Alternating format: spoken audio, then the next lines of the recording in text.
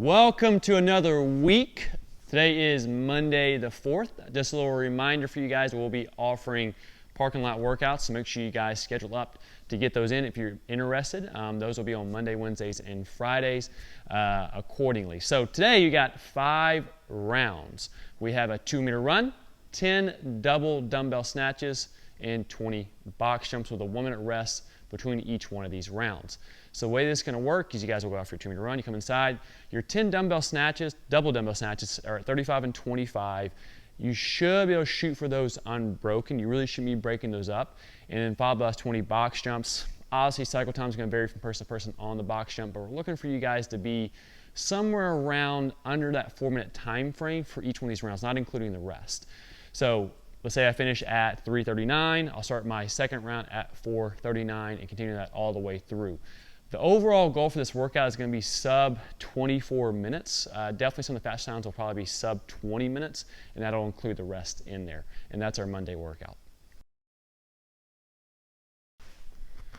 All right, warm up and activation today. You guys have a 6-minute easy AMRAP. You'll go 10 broad jumps. You can build up over time, just to go Olympic style and get all the way out there. Just kind of 10 nice and steady, and each one kind of gradually get out there further and further and further, get the blood moving a little bit. From there you go into 15 glute bridges. So we'll be on our back, kind of pressing through the heels. Make sure you squeeze the belly tight and the butt tight, don't overextend. And then you'll follow it up with 45 single unders. So if you guys don't happen to have a jump rope with you, you just hop and place your little bunny hops for 45 reps there. Once you complete that 6-minute easy AMRAP, you'll move into 2 rounds. You're going to do 5 dive bombers. So the way you're going to start with this is your butt's going to be high up in the air there, guys. And what we think about doing is kind of scooping down like a dive bomber. You're going to think about coming straight down, try skimming that chest to the ground, pressing up, and then going back the way you came. So you're going to think about kind of scooping back down again, chest is going to skim the floor, and back to the top. So you'll do 5 of those. From there you're going to do 10 and 10 and 10 calf raises. So you'll do 10 with toes out, 10 with toes out. All right, 10 with the toes forward, 10 with the toes facing in. All right, you make sure you're nice and primed up for these box jumps here today. If you want to elevate the balls of your feet up on the surface, like a little plate or the edge of something, that's fine too, to get a little bit more range of motion, or you just do it standing on the floor like Kel did right there. And then next up, you're going to do side lunges. So Kel's going to establish the stance. All right, he's going to do it weighted. All right, from there, he's going to think about lunging to the side, driving the knees out as far as he can, and then twisting back, going back the other way. You'll do 6 per side there. If you don't want to do them weighted, you don't have to do them weighted, guys, but that'd be ideal if you can. You'll go with that for 2 rounds, and that wraps up your warm-up and activation today. Your pre-workout mobility today, do have some running and some jumping, so we're going to make sure the calves are a little loosened up. You guys are going to do a little calf stretch. You can use a wall. You could use some type of elevated surface. Whatever kind of stretch you want to do, there's a little stretch in the calves. You'll hang out there for 1 minute per side. Secondly, you guys are still going to kind of work on that same area, the calf and the hamstrings. So we're going to do some static nerve flossing. So Kel's going to lay down on his back. You're going to do 10 reps and 10 reps. So the way it's going to work, so you guys are going to kind of grab behind the leg there. He's going to kind of pull back. He'll then lock the knee out, then point the toe down, and then reverse. So toe, knee, and then you can kind of relax the leg a little bit, and you'll do 10 reps at a nice steady pace on one side and 10 reps on the other side. And that puts a wrap on pre-workout mobility. All right, boys and girls, movement demonstration time. Obviously, you guys are going to start this off with a 200-meter run. You should have a general idea about how far that is now. From there, you're going to move into some double dumbbell snatches. So it'll be a lighter load at 35 and 25. Now, if you only have a pair of heavy dumbbells or kettlebells, this is going to be a little bit more difficult. So you can do 1 or 2 options here. You could just do single arm dumbbell snatches and just maybe do a few more reps, or you can do double dumbbell snatches and maybe decrease that volume down to maybe like 6 or 7 reps instead of 10 reps. So with these double dumbbell snatches, nothing's going to really change too much here compared to a regular dumbbell snatch, but only one side of the dumbbell has to hit the floor, one side has to hit the floor. You want to think about being between the feet, and these, I'm thinking about driving with the legs aggressive with that little punch at the top, all right? And then as he comes back down, depending on how you feel this, you can come down with the shoulders and then come back down. It's going to be a little bit safer of an option, all right? And then driving again. Or you can come straight down. That's going to be a little faster, but it could be a little bit more aggressive on the back and the hamstrings if you're not cautious there. But make sure, as you notice there, Kel kind of went back between the ankles again. We want to do that to make sure we're getting some stretch reflex out of those hamstrings. That way we're able to get those dumbbells over the head a little bit easier compared to having them out front. That's going to kind of pull in the balls of your feet, and it's going to kind of pull in the low back a little bit more. So remember, only one side's going to have to make contact and one fluid motion overhead. It can't be a clean and jerk. Okay, so kind of show like a clean and jerk, like kind of going the shoulders and then pressing it. That's what we don't see. That's a clean and jerk motion. We want actual snatch, so one fluid motion overhead. So that is if we have 2 dumbbells. If we had 2 kettlebells, same concept here. It's still going to make contact close to the feet. Now, technically wise, it's not driving the elbows up and back and then punching through aggressively. So it's going to look like this. Elbows up and back punch, and then as he comes back down, I'd probably recommend coming down with the shoulders, reverse it, and come back down from there. All right.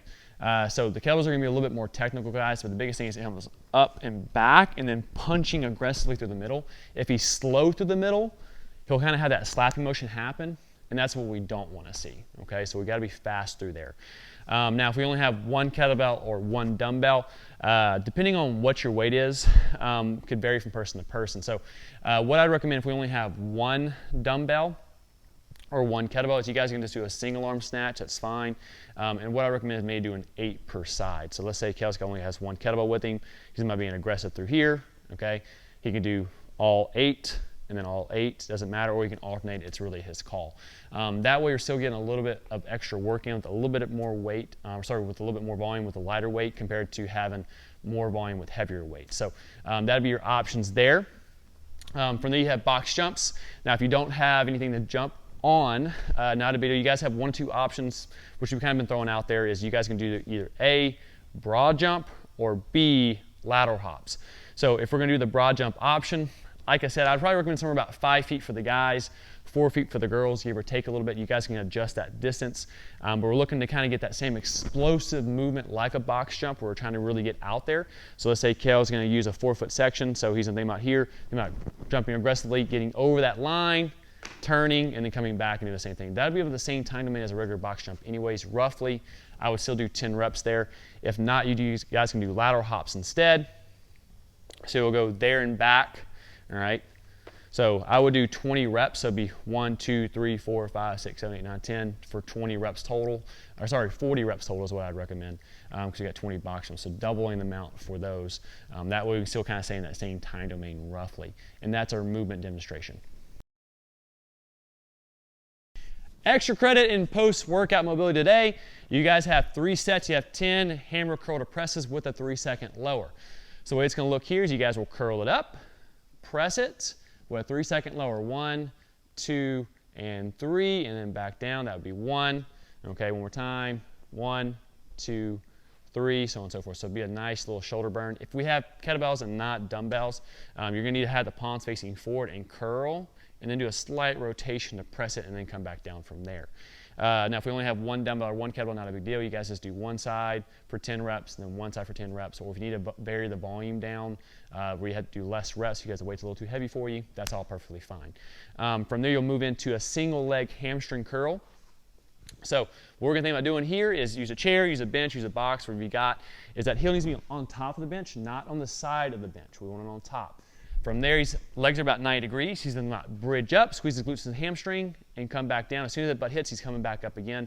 Try not to rest on the floor too long there, guys, unless you need a break. Try to kind of, as soon as the butt hits, back up, hold for a second at the top, and come back down. You'll do 10 and then 10.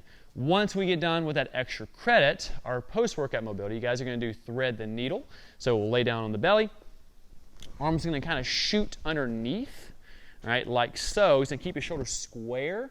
He doesn't want to roll off that side of that shoulder there, guys, like this. Keep everything square as possible. You should feel a nice stretch at the back of the shoulder, maybe into a little bit of the shoulder blade in there. You guys will camp out there for 90 seconds.